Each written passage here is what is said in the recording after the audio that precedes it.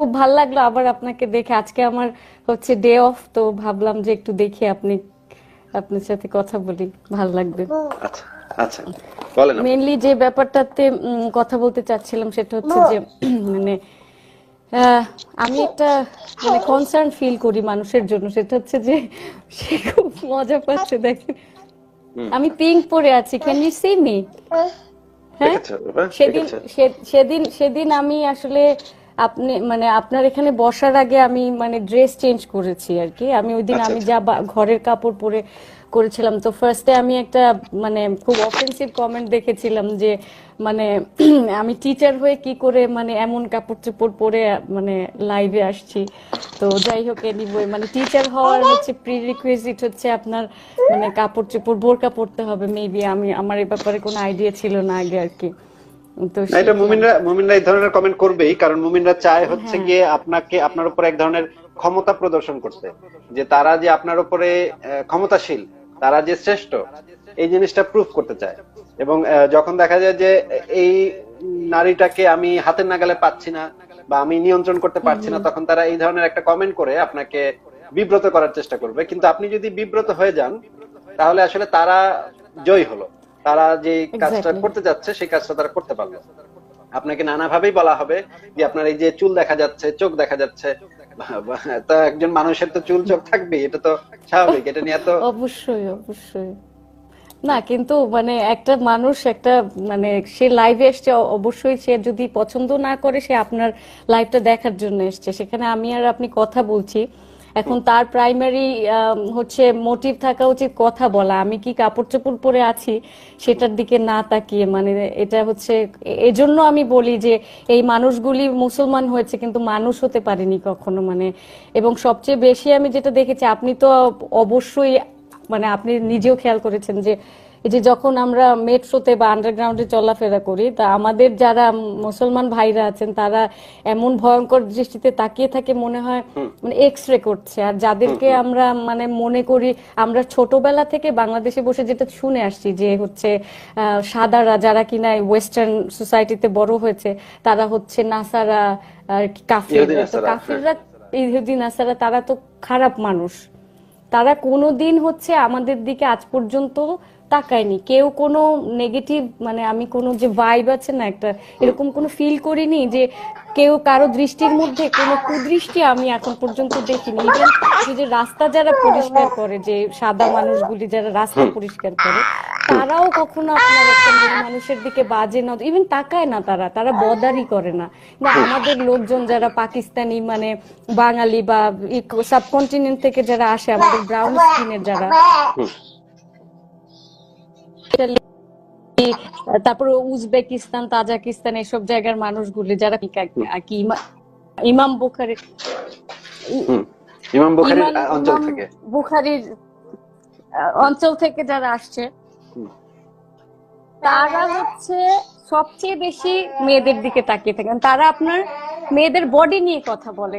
এটা কতখানি দুঃখজনক ব্যাপার যে কোরআন শরীফে নাকি লেখা আছে যে তো লোয়ার ইউর গেজ, তোমার চোখ। হ্যাঁ, হুম তো তারা আমাদের মানে চোখের দিকে তাকিয়ে কথা বলবে না। হুম। তো এটা খুব দুঃখজনক। এখানে কেন আপনাকে যেন আমি একটা, সাউন্ডটা ইকো করছে। হ্যাঁ, সাউন্ডটা ইকো হলে আপনি একটু হেডফোনটা একবার খুলে আরেকবার লাগাতে পারেন, দেখেন আপনার সাউন্ডটা ঠিক হয় কিনা। হ্যাঁ, এবার বোধহয় ঠিক আছে। এবার হ্যাঁ, কি ঠিক এবার আছে? ঠিক আছে।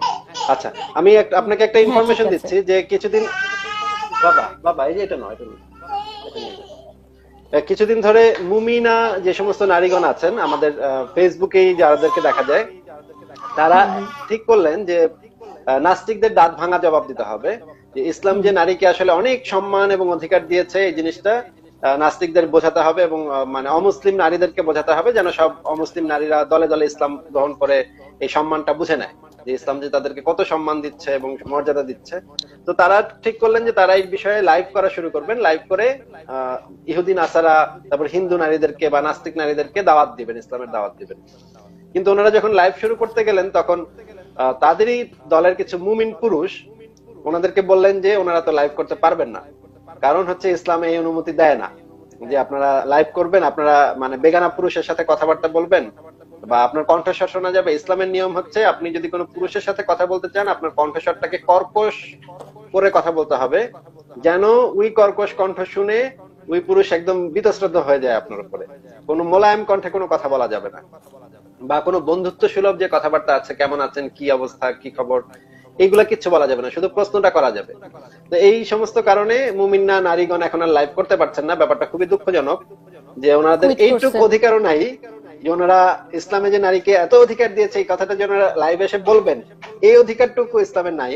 কিন্তু ওনারা দাবি করছেন যে ইসলাম আসলে এখন নারীকে অনেক সম্মান দিয়েছে। ইসলামে মানুষকে কি করার জন্য সুযোগ দিয়েছে সেটা আমি ঠিক জানি না। আপনি খেলাধুলা করতে পারবেন না, আপনি নিষিদ্ধ, কারণ খেলাধুলা ইসলামে নিষিদ্ধ।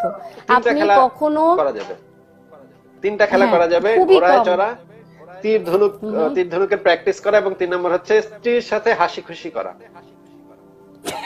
আচ্ছা, যাই হোক, এখন ব্যাপারটা হচ্ছে যে কোনো খেলা যাবে না, মানে গ্রোথ, যে আপনার টোটাল গ্রোথটা হচ্ছে একদম মানে ডিস্ট্রয় করে দেয়।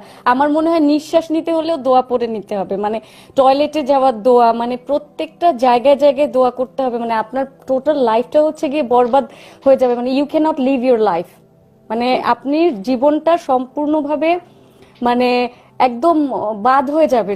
সোজা কথা, আপনি যদি একজন মুসলমান হয়ে যান তাহলে আপনার মানে you have to be a মুসলমান অনলি, মানে আপনি you cannot be a human being anymore, মানে আপনার মানুষ যে একটা, ওই মানুষ বাদ দিয়ে, মনুষ্যত্ব এবং মানুষ হওয়ার সবকিছু বাদ দিয়ে আপনাকে অ্যাবসলিউটলি মুসলমান হয়ে যেতে হবে, যেটা কিনা আমার দ্বারা পসিবল হয়নি। কারণ আমি কিন্তু কোনো কিছু, মানে আমি ছোটবেলা থেকে নিজের এত কোয়েশ্চেন ছিল মনের মধ্যে, কন্টিনিউয়াসলি আমি কোরআন শরীফ পড়ার পরে আমি আসলে রিলেট করতে পারি নাই, আমি লজিক্যালি আমি অ্যাকসেপ্ট করতে পারিনি। দেন আমি কিন্তু কুইট করেছি যে আমার আমার আর পসিবল না। আমি নিজে নিজে পড়ে পড়ে, তারপরে আমার সবচেয়ে বড় কথা, বড় ব্যাপারটা যেটা আমাকে হিট করেছে সেটা হচ্ছে, ধরেন আপনার প্রি হিস্টোরিক টাইমলাইনটা যখন দেখেছি না, তখন ফার্স্টে মনে হয়েছে যে তাহলে এত আগে হিউম্যান হিস্ট্রি যে শুরু হলো, হ্যাঁ, তাহলে ধর্ম, সেখানে আদম এবং হাওয়া যদি আল্লাহ পাঠায় তাহলে তারা অবভিয়াসলি তারা মুসলমান ছিল, তাই না? হুম, আদম হাওয়া তো মুসলমান ছিল। আমি শুনেছি সব মানুষ নাকি মুসলমান হিসেবে জন্ম হয়, কিন্তু তারপর কেন তারা অন্য ধর্মে চলে যায় এর কোনো লজিক্যাল আমি এখনো কোনো হিস্ট্রি জানতে পারিনি এবং জানিও না। যাই হোক, আদম হাওয়া যদি মুসলমান থাকে তাহলে সে থেকে শুরু করে ইসলাম ধর্ম পর্যন্ত কত বছরের গ্যাপ, মানে ইসলাম ধর্মের আবির্ভাব হওয়ার বয়স, মানে গ্যাপ কত বছর সে থেকে, আদম সে হাওয়া যখন পৃথিবীতে, এইখানে লং গ্যাপ।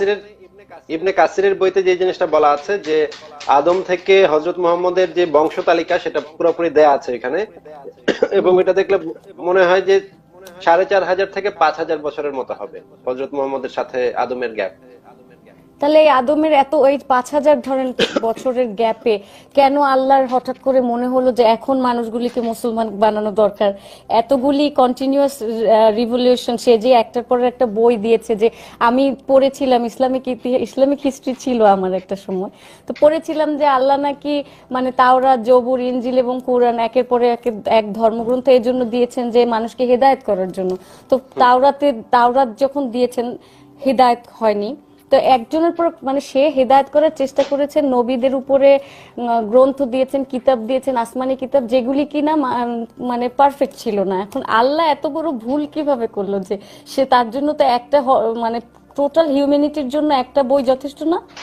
হুম, মানে আল্লাহ 4টা যখন বইয়ের কি দিবেন তখন দরকার তো ছিল? পারফেক্ট জিনিসই দেবেন, কারণ সে তো একজন হ্যাঁ, একটা পারফেক্ট বিং, তাহলে তো তার এই ধরনের ভুল ভ্রান্তি কেন তার ভিতরে থাকবে? কেন হবে? তো তার 4টা বই দেওয়ার কি দরকার? এবং আল্লাহ আমাকে যদি এখন বলে কোথাও দাঁড়িয়ে যে, ওই আকাশে দাঁড়িয়ে যে নাহিদ তুমি নামাজ পড়ো, আমি এখন এই লাইভ ছেড়ে ছেড়ে নামাজ পড়তে শুরু করে যাব, ট্রুলি মানে আমার এভিডেন্স দরকার, যে আমি কিভাবে বুঝবো যে সমস্ত হিউম্যানিটি মানে এত পরিমাণ মানুষ ভুল করছে আর মুসলমানরা শুধু রাইট করছে।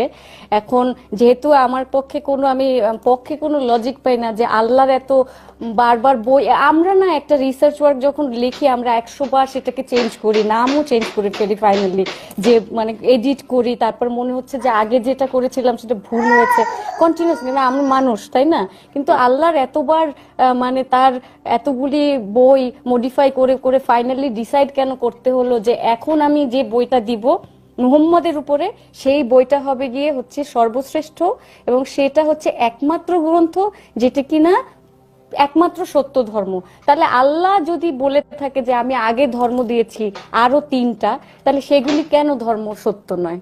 এটার কোনো এখানে এখানে আমার ব্যাখ্যা আছে? বক্তব্য হচ্ছে, আমার একটা বক্তব্য আছে এই বিষয়ে, যে আল্লাহ যদি ধরেন আমার সামনে এসে যদি সরাসরি উপস্থিত হয়েও বলে যে আমি আল্লাহ, এখন থেকে তুমি নামাজ পড়ো, তোমাকে আগের জিনিস মাফ করে দেওয়া হইলো, এখন থেকে নামাজ পড়ো, তখন আমার প্রথম কাজ হবে একজন সাইকিয়াট্রিস্টের সাথে কথা বলা, যে আমার কোনো মানসিক সমস্যা হয়েছে কিনা, বা আমি এক্স্যাক্টলি ট্রু। এমন কোনো গাঁজা টাজা মদ টদ কিছু একটা খেয়েছি কিনা যেটার কারণে আমার এই ধরনের খেয়েছি কিনা, exactly, হ্যালুসিনেশন হচ্ছে।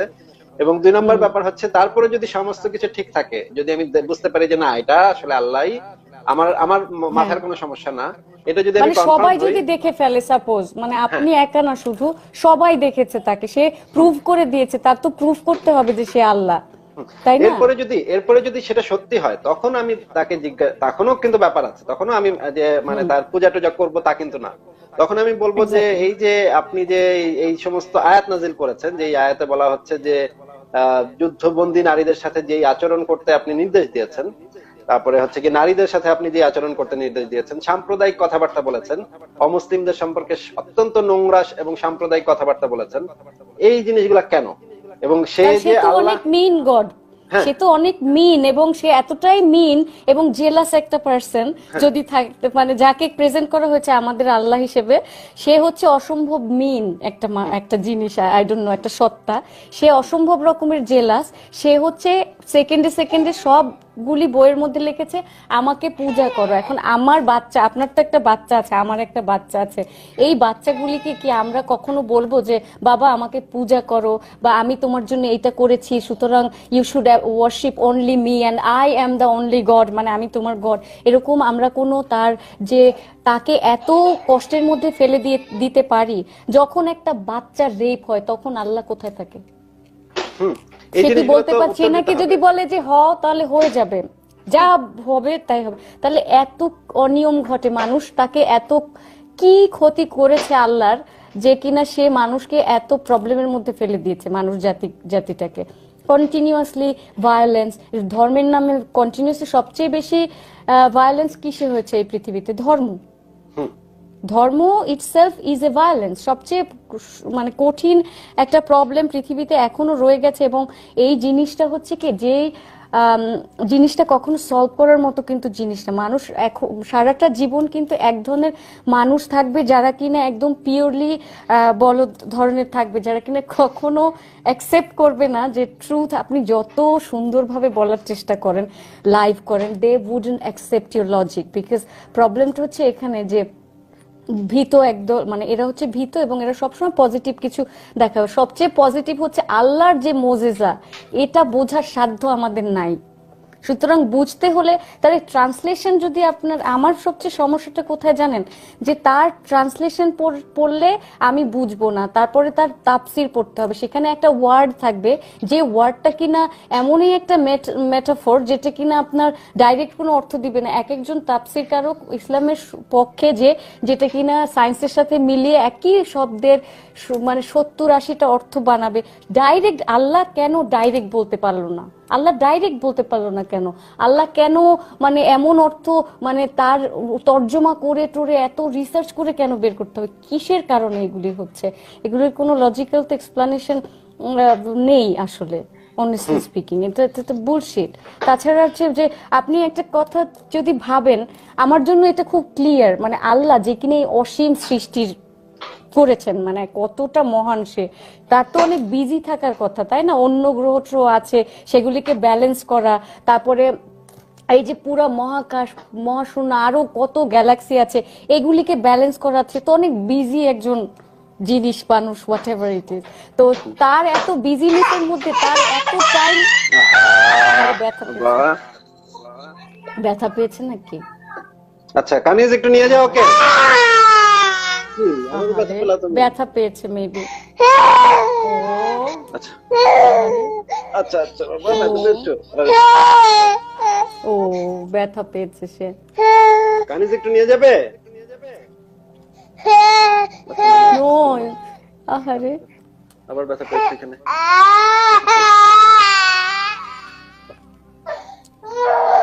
বলেন। তো মানে এত এত কাজ কর্ম ছেড়ে তার শুধুমাত্র মেয়ে মানুষগুলোকে কিভাবে ডমিনেট করতে হবে, মেয়েদেরকে বোরকা পরাতে হবে, এই পিঁপড়ার থেকেও তো আমাদের মানে পুরা ইউনিভার্সের দিকে তাকালে আমাদের এক্সিস্টেন্স কতটুকু, খুব সামান্য। সেই জিনিসটা নিয়ে তার এত মাথা ব্যথা যে সে মেয়ে মানুষকে বোরকা পড়তে হবে, এটা পর্যন্ত তার চিন্তা করতে হয়েছে। এবং সে যদি আল্লাহ হয় তাহলে দুইটা স্পিসিসের জন্য দুই ধরনের ল তার থাকবে না, সে ইকুয়ালিটি থাকবে। সে হবে হচ্ছে গিয়ে অসম্ভব রকমের লজিক্যাল, যার জন্য যে কিনা পুরুষ এবং মহিলা দুজনের জন্য সেম ল করবে। তার জন্য তো এরকম সে নিজে যাকে বানিয়েছে, সে নাকি মানে মানুষ নাকি হচ্ছে গিয়ে সৃষ্টির সেরা জীব, সৃষ্টির সেরার মধ্যে পুরুষ এবং মহিলা দুইটা অংশ। এখন সে যদি মহিলাদেরকে বুঝিয়ে থাকে যে মহিলারা হচ্ছে নিকৃষ্ট প্রাণী এবং তার পুরুষকে ওয়ার্শিপ করতে হবে, সেবা যত্ন করতে হবে এবং তার বোরকা পড়তে হবে, বাসার মধ্যে বক্সের মধ্যে তাকে আটকে রাখতে হবে, তো এই ধরনের নোংরা কথা বলার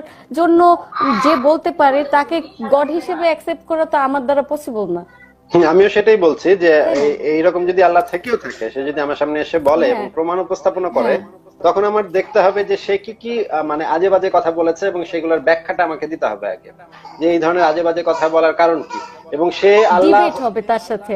হ্যাঁ, এবং আল্লাহ হলেই, সে ক্ষমতাবান হলেই যে আমি তাকে উপাসনা করব, এইটা ভাবার কোনো কারণ নাই। এবং আমি তখন আরো একটা লজিক আছে যে সে একা একা হয়ে এত কিছু কিভাবে ব্যালেন্স করছে, এত, এবং তাকে কে বানিয়েছে, মানে কে বানিয়েছে তাকে, মানে I am really puzzled, like তার নামটা বা কে রেখেছে। এবং সে নিজে নিজে গুণবাচক নাম দিচ্ছে, 99টা গুণবাচক নাম দিচ্ছে, নিজে নিজেকে নাম দিচ্ছে, নিজেই নিজের প্রশংসা করে সে এত মিন কেন হবে? সে তো নিজে যে কিনা এত কিছু সৃষ্টি করেছে, সে তো নিজের প্রশংসার পঞ্চমুখ হতে পারে না যে আমি এই, আমি সেই, আমি সর্বগুণে গুণান্বিত, আমি এটা, আমি সেটা। মানে তার প্রশংসা দেখে দেখে হচ্ছে জীবন বরবাদ হয়ে যায়। মানে দিস ইজ ডিসগাস্টিং। একটা সময় মেজাজ খারাপ হয়ে যায় এই ধরনের লেখাগুলি পড়ে। এবং আলটিমেটলি সব ধর্মগুলি কিন্তু সেম ভাবে গডকে রিপ্রেজেন্ট করেছে। এখন সে হচ্ছে গড এরকম, গড সেরকম, গড সেরকম। এখন গডকে, এবং তাদের লজিক হচ্ছে if there is a creation there suppose to be a creator, every creation has a creator. এখন ক্রিয়েশনটা হু ক্রিয়েটেড গড, তাই না? তাকে কে বানিয়েছে, তাকে কে বানিয়ে, there is no logic. And তাকে যে বানিয়েছে তারা বা কোথায় আছে? তা সে একা এত কিছু ব্যালেন্স কি করে করছে? তাহলে তো এই যে একটা গ্রহের সাথে আর একটা গ্রহের বিয়ে হয়ে যাওয়ার কথা, মানে ধ্বংস হয়ে যাওয়ার কথা, যদি সে কেউ এগুলি ম্যানেজ করে পার্সোনালি। আপনি হিন্দু মিথোলজি অবশ্যই দেখেছেন। হিন্দু মিথোলজিতে দেখবেন একটা বড় একটা জিনিস নিয়ে গণেশ মানে আকাশ থেকে যাচ্ছে, তাদের আবার গডদের মধ্যে ঝগড়াঝাটি হচ্ছে। তো এই ধরনের কিছু হলেও তো বিশ্বাস করা যায় যে না, তারা সবাই মিলে ব্যালেন্স করছে। হ্যাঁ, তো সবাই মিলে ব্যালেন্স করছে, কিন্তু আমাদের যে একজন আল্লাহ, সে এত কিছু কিভাবে করে? এই জন্য আল্লাহ মানে কয়েকজন ফেরেশতা বানিয়েছেন যারা এই জিনিসগুলা ওনার হয়ে কাজ করেন। মন্ত্রিসভা আছে একটা, মানে মোটামুটি বড়ই একটা মন্ত্রিসভা আছে, তারা এই ছোট ছোট তাদেরকে কেন দেখা যায় না? এই যে মন্ত্রিসভার লোকজন এবং যে কিনা প্রেসিডেন্ট, এনাদেরকে কখনো কেউ দেখতে কেন পারলো না? এটা তো আমার দেখার শখ। শুধুমাত্র যাদের একটু মানসিক সমস্যা আছে, হেরা পর্বতের গুহায় গিয়ে কিছুদিন থাকলে টাকলে বোধহয় দেখা যায় ওখানে। আর আধ্যাত্মিক হতে হবে, মানে আধ্যাত্মিক ক্ষমতা সম্পন্ন হতে হবে। আর আর হচ্ছে কি সবচেয়ে ফানি ব্যাপার কি, যে সেই মুসা হচ্ছে মানে নীল নদীর পানি দুই ভাগে ভাগ করে দিল এত আগে। মানে আগে যারা নবী ছিলেন, এই নবীরা এত মোজেজা ছিলেন, তারা চোখে টাচ করে জিসাস চোখ অন্ধকে ঠিক করে দিয়েছেন। এখন এই যুগে কেউ এসব পারে না, এর কারণ কি? আমরাও তো মানুষ, আমাদেরও তো এগুলি পারা উচিত। মানুষ অনেক মানে বুদ্ধিমান হয়ে গেছে, এগুলা ধরে ফেলবে, খুব সহজে ধরে ফেলবে। এখন করাটা আসলে বিপজ্জনক। এবং এখন যদি কেউ ধরেন ইব্রাহিমের মতো যদি কেউ বাচ্চাকে কোরবানি দিতে নিয়ে যায়, তাহলে তো তাকে পাগলাগারদই থাকতে হবে, তাকে তো কেউ আর নবী বলবে না।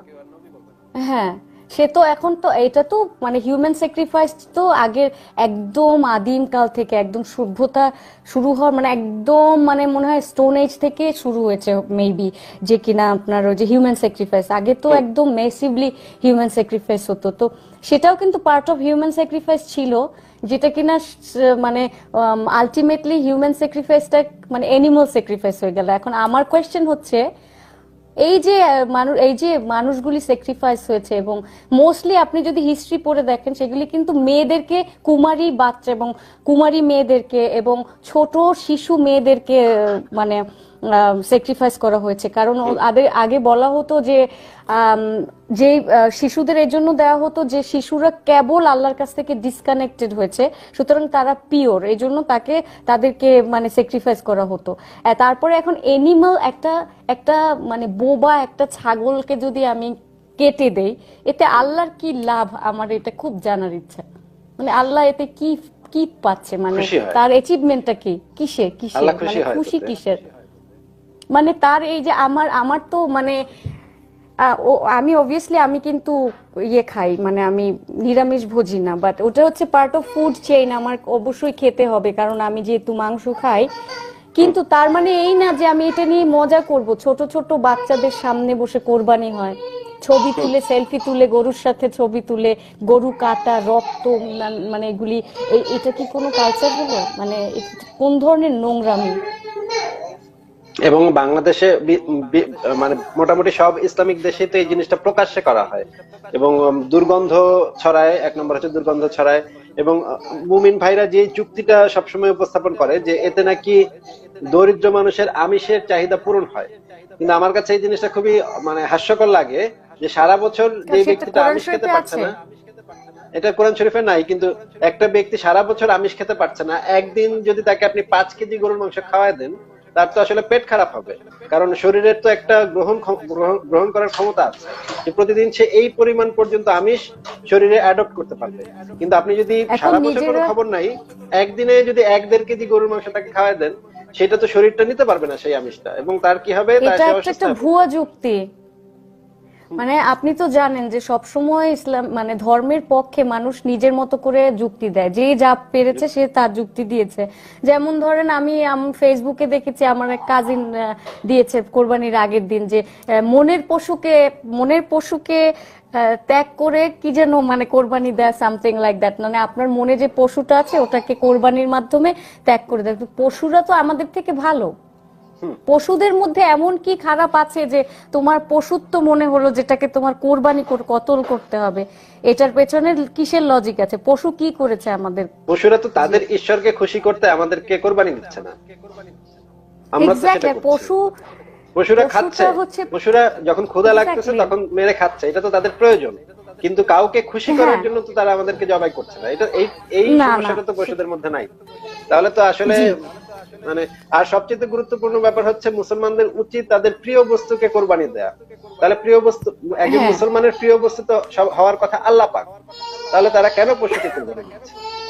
এক্স্যাক্ট, আল্লাহ পাক এবং নবী এই দুজন হচ্ছে তাদের সবচেয়ে প্রিয়। এবং হ্যাঁ এক্স্যাক্টলি। তো এখন তার থেকেও বড় কথা, এর থেকেও বড় লজিক হচ্ছে যে একটা ছোট একটা পশু সে এত মানে এত প্রেশাস হয়ে গেল আল্লাহর কাছে যে এটা কোরবানি দিয়ে দিলে আল্লাহ খুব খুশি হয়ে যায়, এবং একটা জিনিস মরতে দেখে আল্লাহ এত খুশি হয়ে যায়, এটার কোনো কারণ আমি জানি না। এবং ঠিক আছে, আমরা যেহেতু খাচ্ছি মানে খাবার দাবার করছি, এটা ফুড চেইন তো অলওয়েজ থাকবে, কিন্তু তার মানে এই না যে আমি আল্লাহর নামে কোরবানি দিব, মানে আল্লাহর জন্য আমি কিছু কাটবো। নো, আমি খাওয়ার জন্য, আমি যেহেতু মানুষ আমার বেঁচে থাকতে হবে খেয়ে, এটা খুবই লজিক্যাল যে আমার আমিষ দরকার, আমার প্রোটিন দরকার, আমি খাচ্ছি, ঠিক আছে। এখন আমি প্রোটিন খাচ্ছি, সেটা কিন্তু এই জন্য খাচ্ছি না যে প্রোটিন খেলে আল্লাহ খুশি হবে, এটা আমার নিজের বডিকে মানে ঠিক রাখার জন্য খাচ্ছি। তার মানে এই না যে আমি আল্লাহর নামে একটা মানে কালির সামনে যেমন শিশু বলি দেয়া হতো আগে, মানে বলি দিয়ে মানে কত বড় বিভৎস জিনিস করে আমি প্রমাণ করছি যে আমি মানে আল্লাহকে ভালোবাসি। মানে আমার আল্লাহর প্রতি ভালোবাসা প্রমাণ করার জন্য আমার একটা জিনিসকে কাটতে হবে। আমার এটা দিস ইজ অ্যাবসার্ড, এবং এটা অস্বাভাবিক মনে হয় আমার কাছে। মানুষ কিভাবে এরকম মানে রক্তের কি যেন তাণ্ডব নৃত্য যেটা হয় বাংলাদেশে কোরবানির দিন, এটা দেখা যায় না। মানে এবং আমি কোরবানির দিন আগে যে কাজটা করতাম যে ফেসবুক আর অন করতাম না, কারণ ফেসবুক অন করলেই দেখা যেত যে মাথাটা নিয়ে, গরুর মাথাটা নিয়ে, আমারই আত্মীয় স্বজন তারা গরুর মাথাটা নিয়ে ছবি তুলতেছে, বা গরুর জিহ্বাটা ধরে টান দিয়ে ছবি তুলতেছে, বা সরাসরি কোরবানির ছবিটাই দিতেছে, ভিডিও করে দিচ্ছে সেই জিনিসগুলা। এই জন্য আমি কোরবানির দিন আগে বাসা থেকে বের হতাম না, যখন ঢাকায় ছিলাম বাসা থেকে বের হতাম না, আর এই যে কোনো দেখতাম না। এই জিনিসগুলো আমার কাছে খুবই মানে বর্বর মনে হতো, কিন্তু মুসলমানরা এই জিনিসগুলো পালন করে এবং তারা মনে করে এই জিনিসগুলা বাচ্চাদেরকেও শেখানো উচিত। আমার সাথে একজন এসে বলেছিল যে বাচ্চারা তাহলে কোরবানি দেওয়াটা শিখবে কিভাবে, গরুকে যে ধরে জবাই করতে হয় বাচ্চাটা, এটা তো বাচ্চাদের শেখা দরকার। আমি জিজ্ঞেস করছিলাম যে কেন শেখা দরকার, বাচ্চাটা কি বড় হয়ে কি এই কাজ করবে, বা এটার কারণটা কি? বাচ্চাদেরকে, বিশেষ করে বাচ্চাদেরকে এই জিনিসটা দেখানোর তো কোনো কারণই নেই। আর যে গল্পটা এটার পেছনে, ইব্রাহিমের যে গল্পটা, সেই গল্পটাও তো একটা বিভৎস গল্প, যে একটা বাবা তার ছেলেকে নিয়ে যাচ্ছে ছুরিতে ধার দিয়ে কোরবানি করার জন্য, জবাই করার জন্য। এটাও তো একটা বিভৎস ব্যাপার। কিন্তু মিথোলজি, এটা তো মিথ, এগুলি কমপ্লিটলি, এগুলি তো গল্প। এখন আসলে কি এদেরকে, যেটা সবচেয়ে বড় কথা, যে এই মানুষগুলিকে কোনোদিন, কিন্তু খুব কম মানুষ আছে যাদেরকে পথে আনা যাবে, পথে বলতে মানে সহনশীল করা যাবে। কিন্তু সবচেয়ে বড় যেটা দরকার সেটা হচ্ছে কি অ্যাটলিস্ট টলারেন্স লেভেলটাতে নিয়ে আসা এই মানুষগুলোকে, যে অন্য ধর্ম থাকবে, অন্য নাস্তিক থাকবে, পৃথিবীতে অনেক মতামতের মানুষ থাকবে। বাঙালি হিসেবে যেটা পারে না বাঙালিরা, সেটা হচ্ছে তারা সহ্য করতে পারে না, মানে তার যে মত সেই মতে আমাদেরকে থাকতে হবে। তার মানে আপনি যেহেতু ধর্মে বিশ্বাসী না, তার ধর্মে বিশ্বাসী, তার মানে আপনাকে মেরে কেটে অ্যাটাক করে আপনাকে দেশ থেকে পাঠিয়ে দেয়া। বা ধরেন আমার মনে হয় আপনার সাথে যেহেতু আমি লাইভে আসছি, আমি বাংলাদেশে যেতে পারবো বলে আমার মনে হয় না, মানে মেরেই ফেলতে পারে। Anyway, I don't care. এখন কথা হচ্ছে যে আমার ওপিনিয়ন আমি দিব। তারা যে এত ধর্মকে গ্লোরিফাই করছে, সবচেয়ে ওয়াজ নসিহত করছে, কোনো নাস্তিক যেহেতু তাকে মারছে না, খুন করছে না, তাহলে তোমরা কেন অন্য ধর্মের মানুষকে এবং নাস্তিকদেরকে, যারা কিনা মানে কোনো তোমার ধর্মে বিলিভ করছে না, সহ্য কেন করতে পারবে না? যা খুশি তাই করো। এই জিনিসগুলোই তো আমরা আসলে আলাপ আলোচনা করছি, কিন্তু আমাদের এই সমস্ত কথাবার্তা বা এই সমস্ত আলোচনাতে কাজও হচ্ছে, আমরা দেখতে পাচ্ছি প্রচুর পরিমাণে কাজও হচ্ছে এবং প্রচুর পরিমাণ মানুষ শুনছেও এই জিনিসগুলা। যদিও অনেকে এই যে সামাজিক ভীতির কারণে অনেকে আসলে সামনাসামনি আসতে পারেন না, কিন্তু তারা আবার গোপনে মেসেজ করে জানান যে এই কথাগুলো ওনারা শুনছেন বা এই কথাগুলোর সাথে একমত হচ্ছেন, কিন্তু কথাগুলো ওনারা বলতে পারেন না এসে। কিন্তু জীবন কিন্তু সবারই প্রিয়। দেখেন একটা লাইফ, দেখেন বাংলাদেশে কি পরিমাণ মুক্তমনা মানুষদেরকে মানে মৃত্যুবরণ করতে হয়েছে, যারা কতগুলি মানুষকে যে অ্যাটাক করছে কন্টিনিউয়াসলি। এখন এটা হচ্ছে গিয়ে এমন একটা সোসাইটি যেখানে মানে সবাইকে মুসলমান হিসেবে থাকতে হবে। এবং আমরা দেখেছি যে হিন্দুদের যে মানে মূর্তিগুলির হাত পা ভেঙে দেওয়া হতো, ছোটবেলাতে দেখতাম, মানে মানে কারণ তারা অন্য রিলিজিয়নে, তাদের গডকে মানে মানে হাসি ঠাট্টা করতো সেটা নিয়ে। তো এই যে মানে টলারেন্স লেভেলটা একদম জিরো, যে অন্য কোনো ফিলোসফি কেউ অ্যাকসেপ্ট করবে না, শুধুমাত্র মানে ইসলামের মধ্যে তোমার থাকতে হবে।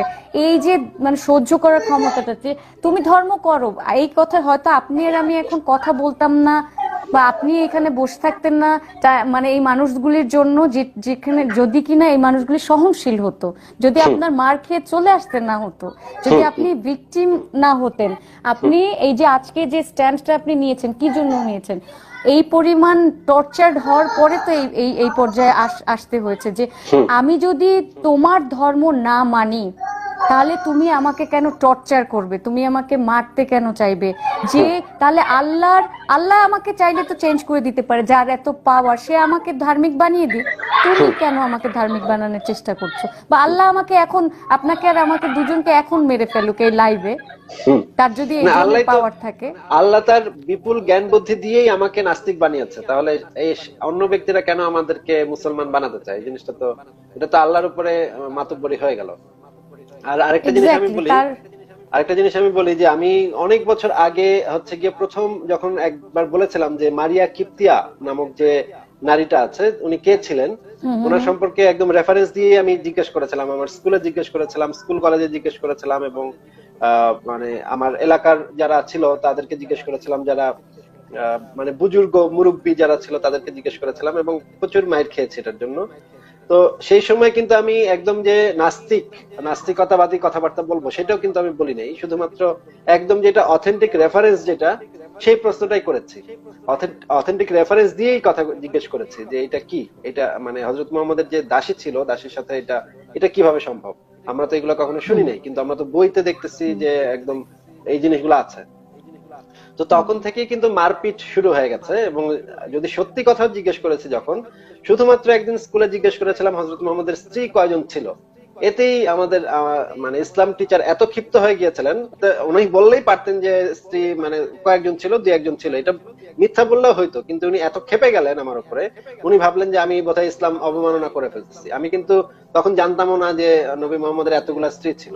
আমি মানে খুবই সাদা মনে জিজ্ঞেস করেছিলাম যে আপনাদের স্ত্রী কয়জন ছিল, এবং মায়ের খেয়ে বাসায় এসেছিলাম। তখন আমার এই সমস্ত কারণেই কিন্তু আসলে আমাদের এই প্রশ্নগুলো বারবার করতে হয়, বারবার করতে হয়, আলোচনা করতে হয়, এবং আমরা এই আলোচনাগুলো করব, এবং এই আলোচনাগুলোতে কাজও হচ্ছে। অনেক নতুন ছেলে পেলে এখন একটু অন্যভাবে চিন্তা ভাবনা করতে শিখতেছে, এই জিনিসটা আমরা টের পাচ্ছি। ধর্ম কিন্তু থাকবে, কারণ ধর্ম এমন একটা যে জিনিসটা হয়তো কেউ দেখেনি, জীবনে দেখবে না কেউ, যার কোনো প্রমাণ নেই, সেটাতে বিশ্বাস করা তাদের জন্য খুব সহজ আর কি, এবং সেটা সারা জীবনই করে যাবে। কিন্তু আমার হচ্ছে মানে আমি সবসময় চাই যে মানুষগুলি সহনশীল হোক, যার ধর্ম তার কাছে, যার বিশ্বাস তার কাছে, তাদেরকে থাকতে দাও। তোমরা কেন আইএস বানাচ্ছ, তোমরা কেন মানে এত কিছু করছো, মানে সবাইকে টেনে টুনে কেন তোমার নিজের পথে আনতে হবে? তাদেরকে নিজের মতো বাঁচতে দাও। তো একটা এই যে এখানে দেখলাম একজন লিখেছেন যে মানে ইসলামে জবের মানে ধর্মের চাকরির ব্যাপারে, মানে চাকরির সাথে রিলেশন কি ইসলাম ধর্মে, আমাদের ধর্মে কোনো মানে মহিলাদের স্পেশালি চাকরির জন্য কোনো সুযোগ নাই। চাকরির জন্য কিছু কিছু চাকরির জন্য সুযোগ আছে, কিন্তু বেশিরভাগ চাকরিতে নারীরা যেতে পারবে না। এবং মানে যেমন ধরেন কোথাও যদি সফরে যেতে হয়, তাহলে তো আপনার মাহরাম নিয়ে সাথে যেতে হবে। এখন একটা মানে এইভাবে একটা মেয়ে চাকরি কিভাবে করবে, বা পড়ালেখাই বা কিভাবে করবে? এটা তো আসলে সম্ভব না। না, এটা তো তারা নিজেরা পরে মডিফাই করে টোরে এই ধরনের বানিয়েছে, বাট হ্যাঁ, হ্যাঁ, অ্যাবসলিউটলি কোনো চাকরির কথা এখানে কোথাও কোথাও নাই যেটা আপনি একটা কোথাও নেই। মেয়ে হিসেবে চাকরি করতে হবে, কোথাও নাই। এটার ঠিক যেমন পরে ধরেন তো আপনি অনেক কাহিনী করেছে। আপনি মহাকাশে যাবেন, আপনি ধরেন একজন মহাকাশচারী, আপনি নাসার একটা রকেটে করে মঙ্গল গ্রহে যাচ্ছেন। এখন তো ইসলাম আপনাকে বলতেছে আপনি মাহরাম ছাড়া যেতে পারবেন না। এখন আপনাকে তো মাহরাম নিয়ে যেতে হবে, একজন অভিভাবক নিয়ে যেতে হবে। এটা তো তাহলে মানে একটা স্টুপিডের মতো কথা হয়ে গেল যে একজন মহাকাশে যাচ্ছে, তার একজন মাহরাম নিয়ে যেতে হচ্ছে। মানে আসলে যুক্তি দিয়ে যদি চিন্তা করতে, একটু চিন্তা করতো, তাহলে এই যে মারপিট আর মানুষকে মারধর করা আর হচ্ছে গালিগালাজ করাটা বন্ধ হয়ে যেত। এবং মানে হাস্যকর ব্যাপার হচ্ছে এটা যে যারা খুব বেশি ধার্মিক তারা অনেক বেশি গালিগালাজ করে, মানে তারা অলওয়েজ হচ্ছে গালিগালাজ করবে হচ্ছে ফিমেলদের বডি। তারা হচ্ছে রেপিস্টরা তো অধিকাংশ হচ্ছে আপনি জানেন যে এই যে ওয়েস্টার্ন কান্ট্রিতেও যারা কিনা ইমিগ্রেন্ট হিসেবে আসে আমাদের অঞ্চল থেকে, যারা হুজুর গোছের লোক, তারা খুব মানে খুশি হয়, মানে রেপের চিন্তা করেও মাথায় খুশি হয় তারা। তো মানে এরা ধার্মিক হওয়ার হচ্ছে প্রিকশন হচ্ছে মানে রিকুইজিট হচ্ছে তাদেরকে অবভিয়াসলি মানে ওই ব্যাপারটা সারাক্ষণ মাথায় থাকতে হবে যে মানে কিভাবে ফিমেলদেরকে ইউজ করা যায়।